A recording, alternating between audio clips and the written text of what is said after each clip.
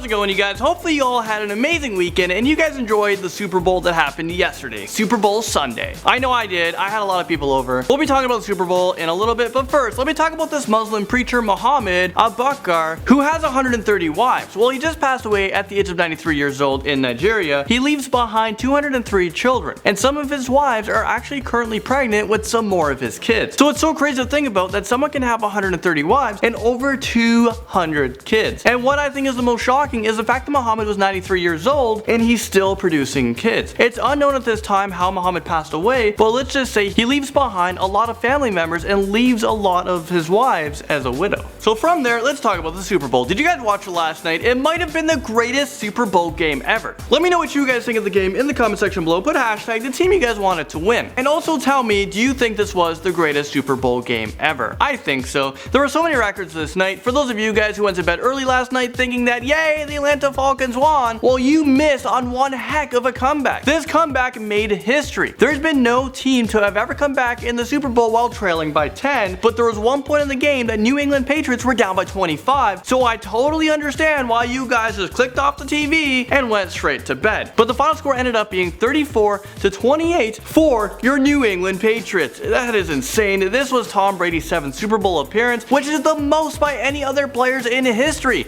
He's 39 years old, and with this win, this could be a great way to just retire from the NFL. I believe that Tom Brady is a GOAT, greatest of all time. He will be someone I talk to like my kids about like how amazing he was, and I got to witness this historic comeback win.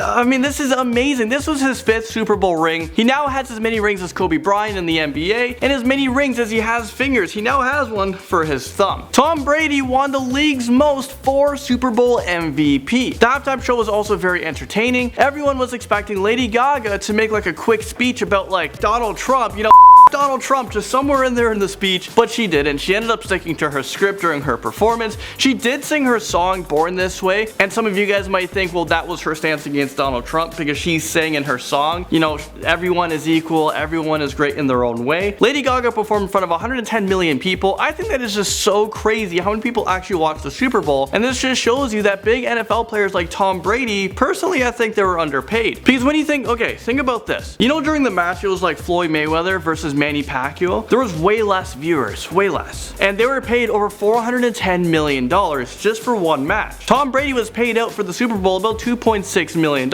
And like that was his Super Bowl cut. I know he makes a salary. I think it was like around maybe $20 million. But still, it was no Floyd Mayweather payout. Going back to Lady Gaga, I think she performed one of the greatest Super Bowl halftime shows in a very long time. She performed her hit songs Dance, Edge of Glory, Poker Face, Born This Way, Telephone, Million Reasons, and then she ended up with Bad Romance. It was an amazing concert that she put on. There seems to be like hundreds of people a part of her performance, and I think just now she announced that she's going on tour. I think she's coming to North America. Who knows? I might get a ticket. Okay, so from Super Bowl, let's talk about this 19-year-old teenager, Eli Stewart, who right now is being accused of faking the fact that he has cancer. After his cancer announcement, Eli has been getting a lot of gifts donated to him. One charity donated him a €1,000 guitar. Allegedly, people believe that Eli has told lies about his stomach and lung cancer. According to Eli, he was diagnosed about 2 years ago, and he was telling people that what he was suffering from was terminal and he only has 6 months to live. Eli said that he started off with cancer, and then he was having epilepsies, and then he had a heart transplant. I was able to find pictures of Eli, and you guys are looking at it right now. It looks like his, his head is shaved because of all the treatments he might have underwent, and it looks like to be in a hospital bed. When people have been raising concerns about the situation, Eli published an email from a doctor to like prove to everyone that this is real, this isn't made up, about his condition, but since then people have tried to contact the doctors, and apparently these people are saying that the doctors like denied sending this email. So is